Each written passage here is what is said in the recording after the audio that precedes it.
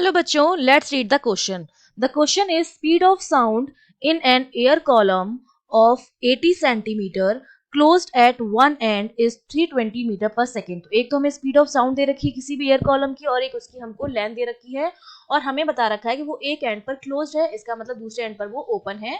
Find the natural frequencies of air column between 20 hertz to 2000 hertz. तो इन frequencies के बीच में हमें नॉर्मल फ्रीक्वेंसीज कैलकुलेट करनी है किसी भी एयर कॉलम की. तो देखिए जब हम एयर कॉलम की बात करते हैं, ठीक है, ये मेरा पास सपोज एयर कॉलम है. फर्स्ट कंडीशन जो है हमारे पास, इसकी लेंथ हमने मान ली एल.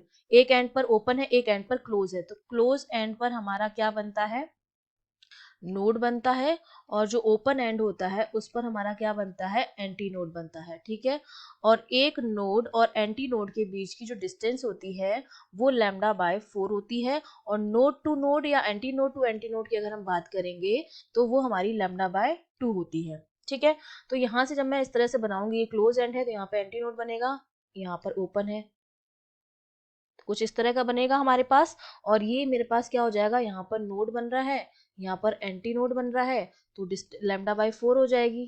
ठीक है, और एयर कॉलम की लेंथ हमने मान ली क्या है, एल है. ठीक है, ये पहला केस हो गया. सेकेंड केस में भी इस तरह से लेंथ सेम रहेगी. तो एक तो हमारा पूरा कंप्लीट बनेगा इस तरह से. ठीक है, ये कंप्लीट हो गया यहाँ पर, और दूसरा जो होगा वो हाफ बनेगा इस तरह से. ठीक है, तो ये नोड है, ये नोड है, नोड से नोड की कितनी हो जाएगी, लैम्डा बाय 2 प्लस ये एंटी नोड से एंटी नोड, नोड से एंटी नोड, लैम्डा बाय 4.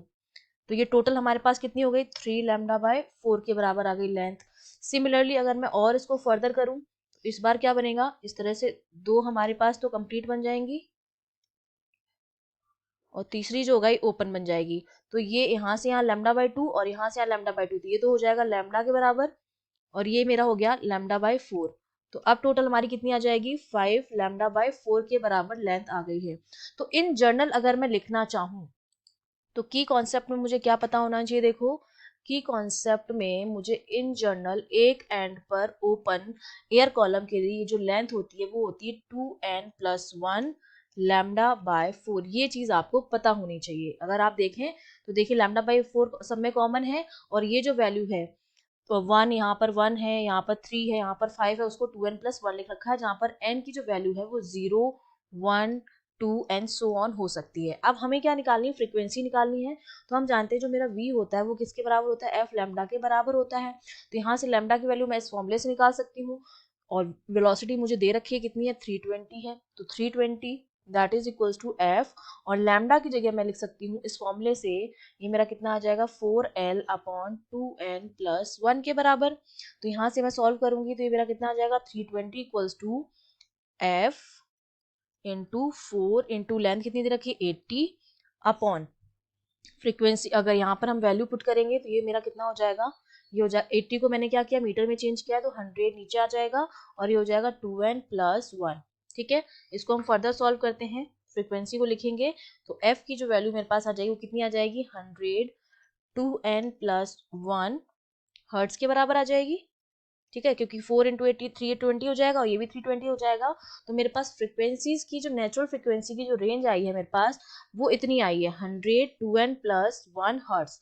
अब इसका मतलब मैं ये कह सकती हूँ हमारी फ्रिक्वेंसी जो होगी वो क्या होगी, हमारी फ्रिक्वेंसी जो है वो 2000 हर्ट के मैक्सिमम जो रेंज है उसकी कितनी है, 2000 हर्ट्ज तक है, या तो उससे कम बराबर होगी या उससे कम होगी. तो इसका मतलब मैं लिख सकती हूँ जो मेरा 100 2n+1 है वो मेरा greater than less than equals to होगा 2000 के. तो यहाँ से 2n जो है मेरा वो कितना आ जाएगा, ये 19 हो जाएगा, यहाँ पर हमारे पास 0 0 कैंसिल हो जाएंगे, तो n की जो वैल्यू आ जाएगी वो आ जाएगी 9.5, जिसको मैं क्या लिख सकती हूँ, 9.5 तो हो नहीं सकता, तो n इक्वल्स टू मेरा हो जाएगा 9.